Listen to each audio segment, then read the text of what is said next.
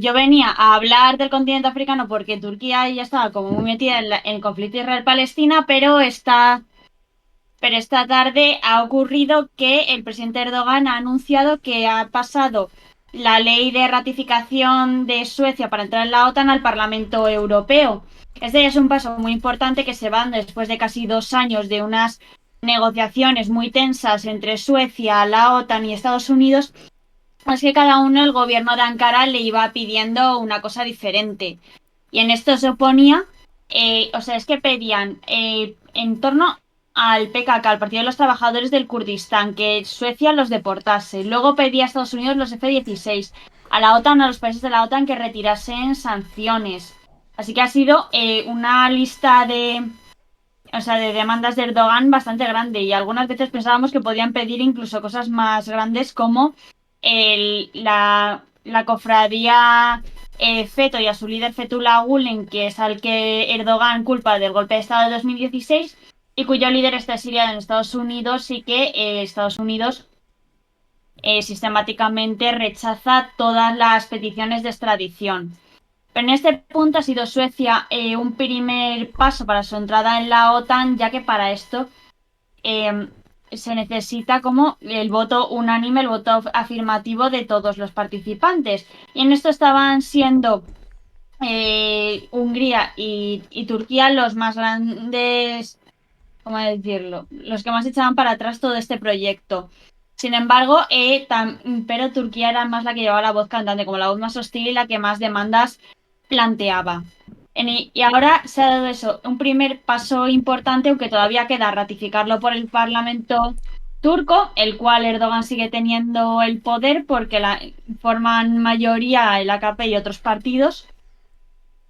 Así que ahora mismo se ha dado eso, un pequeño movimiento en la OTAN, pero todavía queda mucho por hacer. Turquía todavía tiene posibilidades de crear más presión y demandar más cosas, porque es hasta que no lo apruebe el Parlamento, Suecia no va a ser parte de la OTAN. Si nos preguntan en particular, Andrea, si sabemos qué había pedido exactamente Turquía. Pues Turquía eso, había pedido levantar sanciones. Creo que Canadá y Reino Unido las quitaron. Luego también Suecia las quitó, Finlandia también. Y sobre todo Suecia y Finlandia les pedían una mayor presión hacia el Partido de los Trabajadores del Kurdistán, ya que los consideran organización terrorista, pero Estados Unidos no. Ahí hay un conflicto de intereses bastante importante. Y en esto supone a ver cómo lo digo, supone un conflicto de intereses importante y para la entrada de Suecia y Finlandia, Turquía pedía las deportaciones y un aumento de la presión policial contra este grupo y sus dirigentes que muchos se exiliaron allí. Lo han realizado, pero Turquía siempre decía, no es suficiente, hay que hacer más. Y también hubo protestas en ambos países en los que hubo quemas del Corán y tal, lo cual no le sentó nada bien al partido islamista de Erdogan. Por este punto y por ello hubo eso, idas, venidas, tensiones, altibajos, que parece que aquí ha habido un pequeño movimiento, no sabemos todavía muy bien a qué obedece, porque lo último que estaban pidiendo eran los F-16 a Estados Unidos, porque se enmarca en una dinámica en la que Turquía pedía S-400 a Rusia, lo cual se enmarcaba en una clara tensión con estar en la OTAN y con Estados Unidos y decían que si Turquía tenía S-400, Estados Unidos lo sacaba del programa F-35 y que iba a poner problemas con los F-16. Y es lo que ha cumplido. Lo cual Turquía ha acusado de hipocresía a la OTAN, ya que dicen que si Grecia puede tener S-300, porque ellos no pueden tener S-400. Fue una polémica allá por el año 2019-2020 bastante llamativa y que se vieron bastante las costuras de la OTAN en ese aspecto, de cómo podía haber, o sea, no ir todos como en una misma voz y haber como dinámicas díscolas y que Erdogan no tenía ningún problema en hacer exigencias altas a la OTAN y a Estados Unidos. Vale, estoy mirando el chat. No sé si quieres pasar a otro tema o profundizar en esto. Pues la Eh, principal pregunta era esa, la de las peticiones de Turquía. Sí, no creo que ya estaría todo, pero eso yo me pensaba cuando estaba en eso, la cumbre de la OTAN en Madrid y tal, que iban a pedir eso, la extradición de Fethullah Gülen, una mayor presión contra su cofradía, porque Erdogan los considera eso, los artífices del golpe de Estado de 2016 y han destinado muchos recursos en muchos países a perseguirles.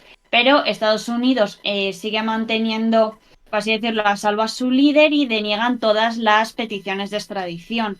Que podíamos decir, decíamos que si se venían muy, muy arriba, podían pedir eso, pero al final no pasó y ya dieron con la cuestión de los F-16 y con el PKK, que no es poco. Sí. Y luego ya, pasando al tema de África, Ujú. pues, pues empezamos sobre todo con Senegal, que las elecciones son en febrero de 2024 y en las cuales lleva habiendo mucha tensión durante los últimos años, ya que el presidente actual, Macky Sall, ya ha anunciado que no se presenta.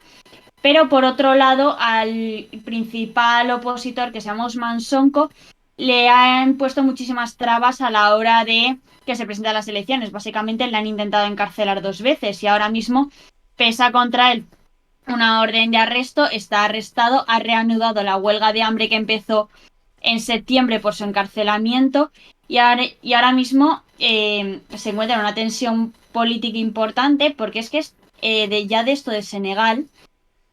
Tuvimos una entrevista con el corresponsal del país en Dakar, José Naranjo, que es muy interesante. Creo que la tenemos en YouTube, si no recuerdo mal. Sí, debe estar resubida, sí, sí, seguro. Pues con esta cuestión es, ahora mismo Senegal se abre a un escenario incierto en el que todavía Ousmane Sonko no puede presentarse ni tampoco se va a presentar el actual presidente Macky Sall. Porque es que además de estar encarcelado, se le había retirado en las listas presidenciales de 2024. Sin embargo, ahora un juez ha invalidado esa orden y ha hecho que, o sea, se ha exigido que pase directamente a formar parte de las listas, pero todavía queda mucho, por así decirlo, mucho camino para que eso se dé. Así que ahora mismo Senegal se encuentra en un estado muy incierto que puede parecer que no es gran cosa, pero es que Senegal siempre se ha vendido como un ejemplo de estabilidad, de ejemplo para los países de África Occidental. Presumen mucho de que es el único país que no ha sufrido un golpe de Estado, pero ahora mismo tienen una tensión muy grande porque su economía, después del COVID y Ucrania, han han sufrido un importante revés porque era una economía muy exportadora, basada en el petróleo y productos alimenticios, que es que exportaban al exterior y no tenían ninguna capacidad de alimentar a la propia población, lo que ha supuesto una inflación muy importante y además del descontento político por toda la represión que está habiendo contra la oposición. Y es que además, es que parece que no, pero Ousmane Sonko es una voz muy potente dentro del continente africano y dentro de Senegal. O sea, cuando hubo el primer encarcelamiento, hubo manifestaciones en las que hubo muertos. O sea, la población senegalesa está dispuesta a morir por él. Así que ahora mismo su capacidad de presión política es, o sea, es muy importante, pero ahora mismo está inhabilitado. No se conoce como un líder fuerte que vaya o sea, una opción política fuerte que vaya a en coger el relevo de Macky Sall, así que ahora mismo, a prácticamente 4 meses de las elecciones, se presenta un escenario bastante incierto que preocupa fuera, sobre todo a Francia, que porque Senegal es uno de sus grandes aliados en este aspecto. Te quería hacer una pregunta, Andrea, antes agradecerle a Paco y a Reini por esas suscripciones. Y te quería pedir, Andrea, si puedes profundizar un poco, porque es cierto que lo hablamos en su día, pero como ahora tenemos mucha más audiencia y mucha gente que quizá no conoce el caso de Ousmane Sonko, si podrías hablar un poquito de su perfil político, de él como dirigente, de cómo llega a tener esa popularidad, de cuáles serían sus expectativas electorales, cuáles también un poco algunos de sus postulados, por ejemplo el panafricanismo, ¿no? Que es uno de los elementos más importantes de Ousmane Sonko. Y anticolonialismo, o sea, es alcalde de la región de Casamance, que es una región separatista de Senegal y que ha tenido un perfil muy en contra del actual presidente Macky Sall, africanista y anticolonialista. Escribió un libro que es muy interesante sobre el expolio de petróleo que sufre Senegal, porque es que se descubrió petróleo en la zona del mar que está entre Senegal y Mauritania, y es que las empresas francesas tardaron nada y menos en entrar allí y hacerse con la mayoría de los derechos de explotación. Así que Senegal es un país muy rico, muy fértil, pero que esto no llega a la población, o sea, tiene un suelo muy fértil, pero que la mayoría se destina a productos como arroz y cacahuetes y la gente no tiene para comer. O también tiene en grandes reservas de petróleo que se van hacia afuera o que se quedan en manos de unas oligarquías corruptas y que no llegan a la población. O sea, tienen un gran potencial, pero los niveles de pobreza son muy altos. Además, en un país que es eso, la media es de 18 años. Que no sé vosotros, pero yo ya me paso por arriba, así que...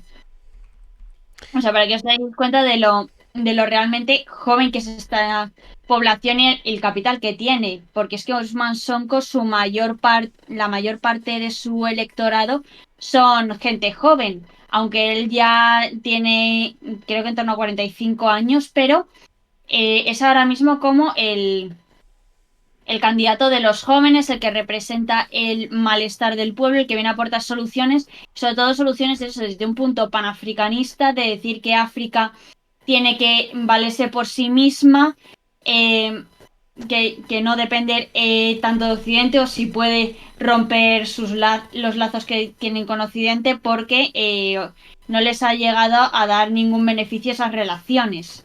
Así que ahora mismo es como el candidato contra el sistema que se ha ido montando alrededor, porque es eso.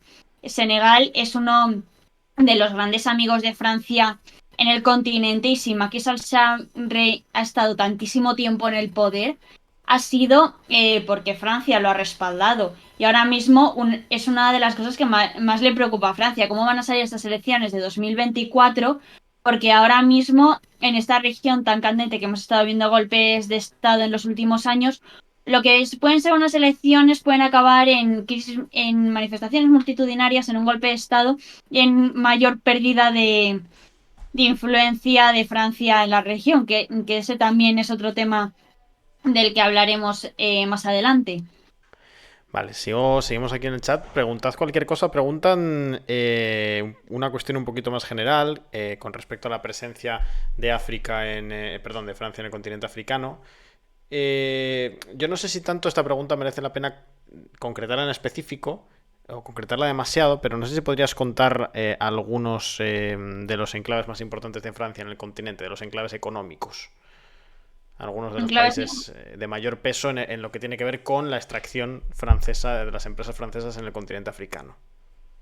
pues es que realmente es que tienen casi un poco en casi toda la parte de la franca freak, porque es que empieza con una cosa fundamental, el franco CFA, que antes era el franco de la comun, o sea, del África colonial francesa y luego lo cambiaron a la comunidad francesa, o sea, ni siquiera cambiaron las letras, solo cambiaron colonia por comunidad. Y es que en esta moneda que vincula los antiguos territorios de la Francafrique con Francia tiene un gran peso por el hecho de que la mitad del dinero de estos países africanos tenía que irse a Francia y el Tesoro francés controlaba este dinero, así que acababa siendo una herramienta de poder duro muy fuerte y es uno de los principales puntos que los países como las juntas militares o los líderes o los políticos más críticos con Francia quieren quitar, porque no deja de ser una herramienta eso de control y de extorsión económica muy potente. Luego, y luego en otros puntos en Senegal tienen petróleo. Luego luego en Nigeria también importantes vinculaciones, pero es que bueno, Nigeria las tiene con todo el mundo como potencia exportadora de petróleo. Luego el mítico uranio de Níger, del que hablamos tantísimo tiempo durante el golpe de estado en el país. Y luego en Chad es también posición estratégica. Y también oro, en Mali. O sea, y tienen unas importantes, y también, aparte de financiera, aparte del franco CEFA, los bancos africanos. O sea, hay un tejido económico ahí bastante importante de extracción de recursos y también a nivel financiero.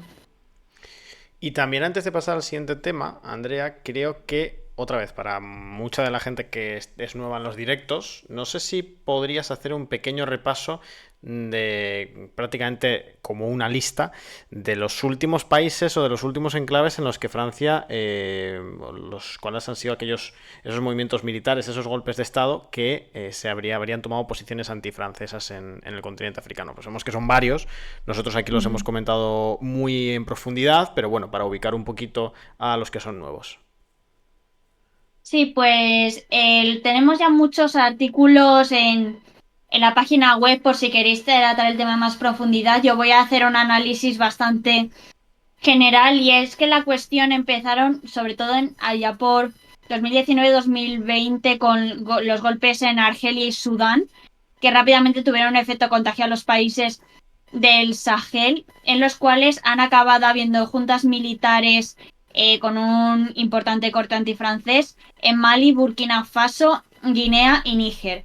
Mali fue el primero en que tuvo una retórica más antifrancesa, exhortando a Francia a que se fuese la operación. Bueno, no es que se fuesen, o sea, más bien ya había tensiones entre Francia y Mali, pero el estallido fue cuando Francia anunció la retirada de su operación Barkhane, que fue la que básicamente estaba luchando contra el yihadismo en la zona del Sahel, que tan y en este punto, la Junta Militar Maliense asumió que con esta retirada unilateral ellos se sentían legitimados a buscar otros aliados. Y entre esos aliados se encontró a la Wagner de Rusia. Y ha sido uno de los puntos más llamativos, sobre todo cuando hubo la muerte de Prigozhin, cuál iba a ser el papel de Wagner en el continente africano. Pero posteriormente eso, se va a Francia, también está ahora en retirada MINUSMA, la Misión de Estabilización de Naciones Unidas, que básicamente en cuanto se están yendo, tanto Barkhane se fue y ahora MINUSMA, hay conflictos en las bases que están dejando entre grupos yihadistas y tuaregs y el ejército maliense por acaparar la base y los recursos que hay dentro. Luego, en este punto, eso, las cuatro juntas más importantes han sido Mali y Burkina Faso, han tenido una retórica sobre todo antifrancesa. Guinea también, pero un poco más de perfil, no tan fuerte, y esto se pudo ver cuando fue el golpe en Níger, que las tropas de la Barkhane que se habían ido de Mali se trasladaron a Níger. Este era un punto importante, porque es eso, Níger tiene el uranio que tanto se hablaba de él en ese momento por si lo necesitaban las empresas energéticas francesas, que luego realmente no es una dependencia tan grande, porque ya vimos que Francia había estado intentando reducir su... no sé si tenemos una infografía para irme orientando un poco. O sea, tenemos... A ver. Pues eso, o sea, el uranio de Níger, que luego no acababa siendo tan importante, lo que era importante era su posición estratégica, porque es uno de esos países en los que la Unión Europea y Francia tienen deslocalizada su frontera migratoria para que las migraciones que van desde el Sahel hacia Libia no pasen. Ese era uno de los puntos que más les inquietaba, pero en Níger se da el golpe de Estado, se instaura una junta militar y empieza una política de presión enorme en la que incluso los países de la Comunidad Económica de Estados del África Occidental, la CEDEAO, amenazan con una intervención. En este punto, por este lado, tenemos estos países en los cuales seguía habiendo unos cuantos afines a Francia y se acusaba a Francia de estar detrás de todo esto, que se vendía como mucho una solución africana para problemas africanos, pero se acusaba de a Francia y a Estados Unidos de estar detrás de esto, aunque al final acabaron tomando medidas diferentes. Y por otro lado, tenías a las juntas militares de Mali y Burkina Faso auxiliando a Níger tanto en recursos como alimentos, armamento y también firmando la coalición de estados del Sahel, por la cual se establece que si a cualquiera de los tres países peligra su integridad territorial o se ataca su ejército, los demás países tienen derecho a intervenir. En este punto, o sea, ya se pueden ver que hay unas tensiones importantes y que Francia está pivotando mucho en en sí, en cuál va a ser ahora su próximo destino, porque es que a Níger también está tomando esta retórica antifrancesa y ahora mismo los militares que estaban en Mali, que han venido a Níger, ahora se están yendo hacia Chad, que también sufrió un golpe de Estado, pero en pues es que literalmente sufrió un golpe de Estado porque se murió el presidente Mahamat Idris Deby y su hijo Mahamat Idris Deby Jr. dio un golpe de Estado, pero rápidamente se aseguró mucho a Francia que no iban a tocar nada de los intereses franceses. Es más, Macron fue al funeral, o sea, que sí que ha habido un golpe de Estado, pero no lo he incluido donde en estas dinámicas porque Chad ha estado como más de perfil, más intentando mediar y era muy irónico como se veía en estas, o sea, es como Francia estaba siendo como un punto polarizador en el que se mandaba al presidente de transición de Chad a hablar con el presidente de transición de Níger en decirles que por favor disolviesen la junta. Digo, o sea, estáis enviando a un militar golpista a hablar con otro militar golpista para que por favor disuelva la junta. La gran diferencia es que el militar golpista de Chad era a favor de Francia y de Occidente y el de Níger se estaba yendo más hacia la parte de Malí, Burkina Faso, que muy fácilmente podía acabar en manos de Rusia, que es últimamente la Wagner y Rusia en general han ganado muchísima popularidad y eso está preocupando muchísimo a Occidente porque mientras están muy ocupados con Ucrania, ellos siguen con su política de influencia en África y antes de darse cuenta la Unión Europea va a tener a Rusia en todos los países del Sahel y eso es un problema importante para Europa por lo que digo, porque es que tienen deslocalizada la frontera migratoria, la Unión Europea la tiene deslocalizada en el Sahel para evitar eso que las rutas migratorias que vienen desde África Occidental, el Sahel o la África Austral suban hacia el norte de África y acaben en Canarias, en Marruecos, en Libia. Para eso se les paga mucho a los países del Sahel para ser una especie de barrera.